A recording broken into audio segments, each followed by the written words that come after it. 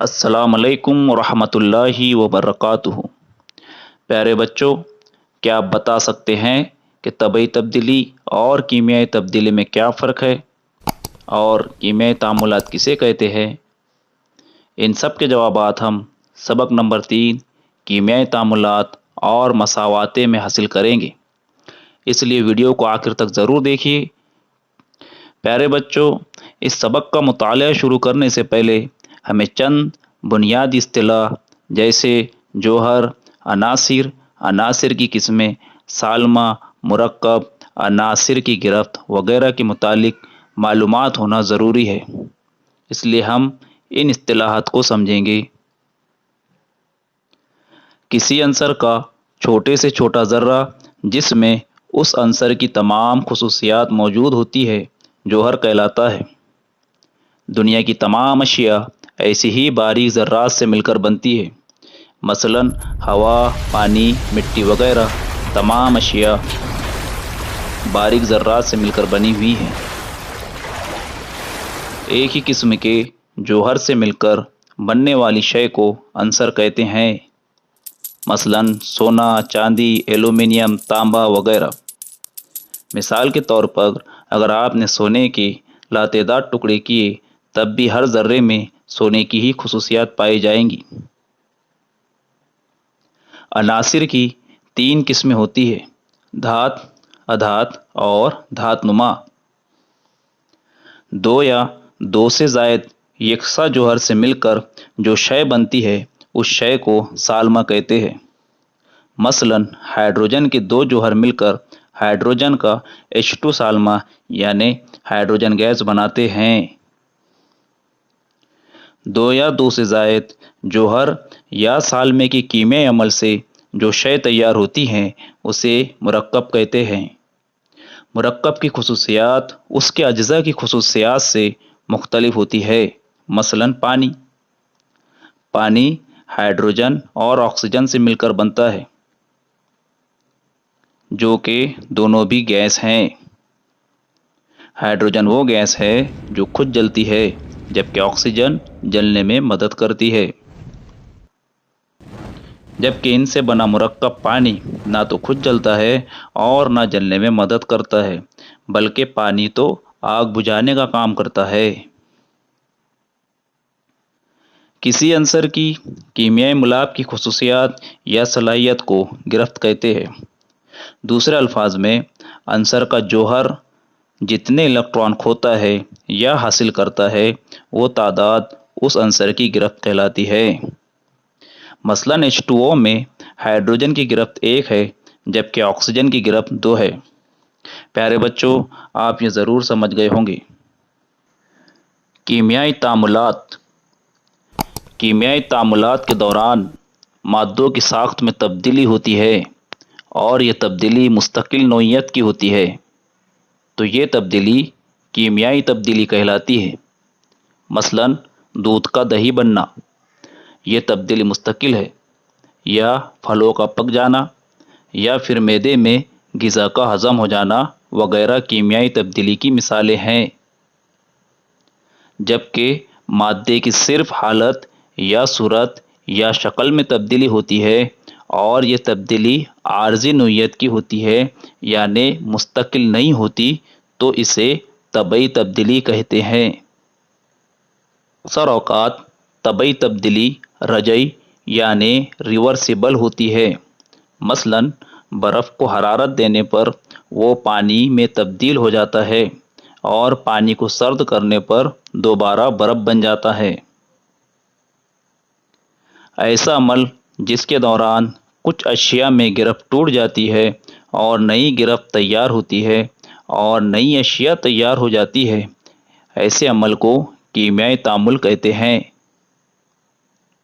جو اشیاء کیمیائی عمل میں حصہ لیتی ہیں اسے عامل اشیاء کہتے ہیں، جبکہ جو اشیاء کیمیائی عمل کے نتیجے میں تیار ہوتی ہے اسے حاصل اشیاء کہتے ہیں۔ مثال کے طور پر کوئلے کو جلانے سے کاربن ڈائی آکسائیڈ گیس تیار ہوتی ہے، جس میں کاربن اور آکسیجن عامل اشیاء یعنی کہ ری ایکٹنٹ ہے، جبکہ कार्बन डाइऑक्साइड हासिल अशिया यानी प्रोडक्ट हैं। कीमियाई तामुल को ज़ाहिर करने के लिए कीमियाई मसावात को लिखा जाता है। कीमियाई मसावातें। कॉपर सल्फेट के नीले रंग के महलूल में जस्त का सफ़ूफ यानी Zn डस्ट डालने पर जिंक सल्फेट यानी ZnSO4 का बेरंग महलूल तैयार होता है। इसे आसान सूरत में इस तरह भी लिख सकते हैं। कॉपर सल्फेट का आबी महलूल जमा जस्त का सफ़ूफ तीर का निशान, जिंक सल्फेट का आबी महलूल जमा तांबा। इस तरह की मसावात को लफ्ज़ी मसावात कहते हैं। इस मसावात को मज़ीद कीमियाई ज़ाब्तों का इस्तेमाल करके ज़ैल के मुताबिक भी लिख सकते हैं। CuSO4 जमा Zn तीर का निशान ZnSO4 जमा Cu। कीमियाई तामुलात को कीमियाई ज़ाब्तों के ज़रिए ज़ाहिर करने के इस तरीके को कीमियाई मसावात कहते हैं। कीमियाई तामुलात को लिखना। कीमियाई मसावात लिखते वक्त आमिल अशिया मसावात के बाएं तरफ और हासिल अशिया मसावात के दाएं तरफ लिखते हैं। आमिल अशिया से हासिल अशिया की सिमत जाने वाला तीर इन दोनों के दरमियान खींचते हैं। ये तीर कीमियाई तामुलात की मसावात को ज़ाहिर करता है। अगर दो या दो से ज़ायद आमिल अशिया या हासिल अशिया हो तो उनके दरमियान जमा की अलामत इस्तेमाल करते हैं। मसावात में CuSO4 और Zn आमिल अशिया के दरमियान जमा की अलामत दिखाई गई है। इसी तरह ZnSO4 और Cu हासिल अशिया के दरमियान भी जमा की अलामत दिखाई गई है। कीमियाई मसावात ज़्यादा मालूमाती बनाने के लिए आमिल अशिया और हासिल अशिया की तबई हालात मसावात में दर्ज करते हैं। इनकी गैसी हालत को स्मॉल g से, माए हालत को स्मॉल l से और ठोस हालत को स्मॉल s हरूफ से ज़ाहिर किया जाता है। इस तरह हासिलात गैसी हालत में हो तो स्मॉल g के बजाय ऊपर के सिमत दिखाने वाला तीर बनाते हैं। अगर हासिलात गैर हल पजीर ठोस की हालत में तैयार होती हो यानी रसूब बनाते हो तो स्मॉल s के बजाय नीचे की सिमत दिखाने वाला तीर बनाते हैं। अगर आमिल अशिया और हासिल अशिया पानी में महलूल की सूरत में होते हैं तो उन्हें आबी महलूल कहते हैं और उनके आगे AQ यानी एक्वियस यानी आबी हरूफ से आबी महलूल की हालत ज़ाहिर करते हैं, जैसा कि आपको कीमियाई मसावात में दिखाया गया है। अगर किसी कीमियाई तामुल को वाक़े होने के लिए बाहर से हरारत दी जाए तब तामुल में तीर के ऊपर मुसल्लस नुमा निशान बनाकर ज़ाहिर करते हैं। मसलन चुनखड़ी को हरारत देने पर बुझा हुआ चूना यानी चूने की कली तैयार होती है, जैसा कि आप मसावात में देख सकते हैं। इसी तरह कॉपर सल्फेट के आबी महलूल और जस्त के सफ़ूफ के दरमियान तामुल के दौरान हरारत खारिज होती है तो हासिल अशिया में जमा के निशान के साथ हरारत को लिख दिया जाता है। बाज़ तामुलात के वक़ू पज़ीर होने के लिए ख़ास दर्जे हरारत, ख़ास दबाव और तमासी आमिल जैसे शराइत का पूरा होना ज़रूरी होता है। ऐसी शर्त तामुल ज़ाहिर करने वाले तीर के ऊपर या नीचे लिखते हैं। मसलन बनस्पति का तेल 60 डिग्री सेल्सियस पर तमासी आमिल निकल की मौजूदगी में हाइड्रोजन गैस के साथ तामुल होकर बनस्पति घी तैयार होता है। आमिल अशिया और हासिल अशिया से मुतालिक ख़ास मालूमात या उनके नाम उनके ज़ाब्तों के नीचे लिखते हैं। मसलन तांबे का मुर्तकिस नाइट्रिक एसिड के साथ तामुल करना तो भूरे रंग की जहरीली नाइट्रोजन डाइऑक्साइड गैस खारिज होती है। جیسا کہ آپ اس مساوات میں دیکھ سکتے ہیں۔ اگر عامل اشیاء میں عناصر کے جوہروں کی تعداد حاصل اشیاء میں عناصر کے جوہروں کی تعداد کے مساوی دکھائی دیتی ہے تو ایسی مساوات کو متوازن کیمیائی مساوات کہتے ہیں۔ اس کے برعکس اگر ہر عنصر کے جوہروں کی تعداد کیمیائی مساوات کے دونوں جانب مساوی نہ ہو تو ایسی مساوات کو غیر متوازن مساوات کہتے ہیں۔ کسی بھی کیمیائی تعامل کے دوران ہر عامل شے میں عنصر کی کل کمیت حاصل اشیاء کے عناصر کی کل کمیت کے مساوی ہوتی ہے، جسے بقائے کمیت کا قانون کہتے ہیں۔ کیمیائی مساوات کو متوازن کرنے کے مراحل۔ کیمیائی مساوات کو مرحلے وار متوازن کیا جاتا ہے۔ اس کے لیے جو طریقہ استعمال کیا جاتا ہے اسے صحیح و خطا کا طریقہ کہتے ہیں، جسے انگلش میں ٹرائل اینڈ ایرر میتھڈ بھی کہا جاتا ہے۔ مثال کے طور پر سوڈیم ہائیڈروکسائڈ جمع سلفیورک ایسڈ تیر کا نشان سوڈیم سلفیٹ جمع پانی۔ اب ہم اس مساوات کو مرحلے وار متوازن کرنے کی کوشش کریں گے۔ مرحلہ نمبر 1، اوپر دی ہوئی لفظی مساوات کو کیمیائی مساوات کی صورت میں لکھیں گے۔ NaOH جمع H2SO4 تیر کا نشان Na2SO4 جمع H2O۔ مرحلہ نمبر 2، مساوات متوازن ہے یا نہیں یہ جانچنے کے لیے مساوات کے دونوں جانب موجود مختلف عناصر کے جوہروں کی تعداد کا موازنہ کریں گے۔ اس کے لیے ہم ایک جدول بنائیں گے جس میں 3 کالم ہوں گے۔ ایک کالم میں مساوات میں دیے ہوئے جوہروں کو لکھا جائے گا، جبکہ 2 کالم دائیں جانب یعنی حاصل اشیاء اور بائیں جانب یعنی عامل اشیاء کو دکھائے گا۔ اس جدول میں دیکھنے پر پتہ چلتا ہے کہ سوڈیم بائیں جانب 1 ہے جبکہ دائیں جانب اس کی تعداد 2 ہے۔ آکسیجن بائیں جانب 5 ہے اور دائیں جانب بھی 5 ہی ہے۔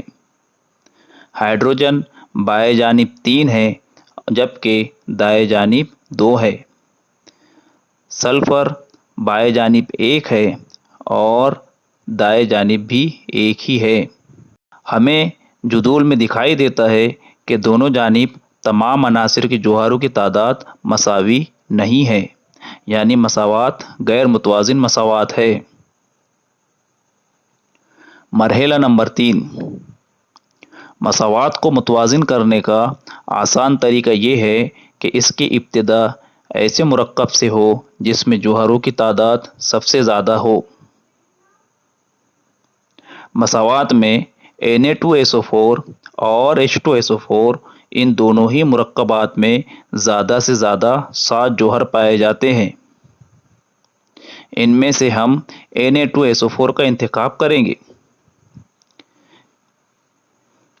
یاد رکھیے اس مرکب میں موجود عنصر سوڈیم کے جوہروں کی تعداد دونوں جانب غیر مساوی ہے، اس لیے متوازن کرنے کے لیے سوڈیم عنصر کو منتخب کریں گے۔ یہ یاد رکھیے کہ جوہروں کی تعداد کو مساوی کرتے وقت آپ مرکبات کے کیمیائی ضابطے تبدیل نہیں کر سکتے، یعنی جیسے یہاں عامل سے سوڈیم کے جوہروں کی تعداد 2 کرنے کے لیے NaOH کا ضابطہ تبدیل کر کے Na2OH نہیں کیا جا سکتا، اس کے بجائے NaOH کا ضریب 2 بنایا جا سکتا ہے۔ اس طرح کرنے پر مساوات ذیل کے مطابق لکھی جا سکتی ہے۔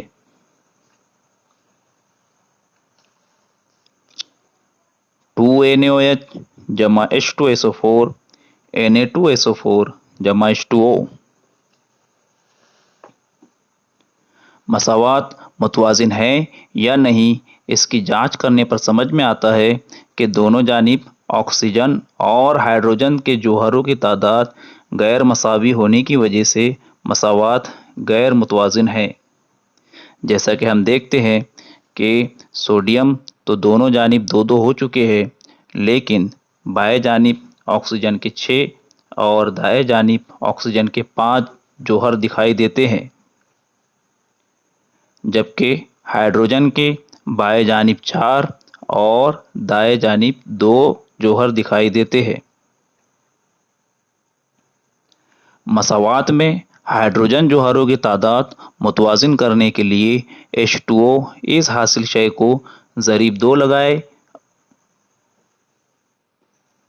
ضریب 2 لگانے پر مساوات اس طرح ہوں گی 2NaOH جمع H2SO4 تیر کا نشان Na2SO4 جمع 2H2O۔ مساوات متوازن ہے یا نہیں مشاہدہ کریں گے۔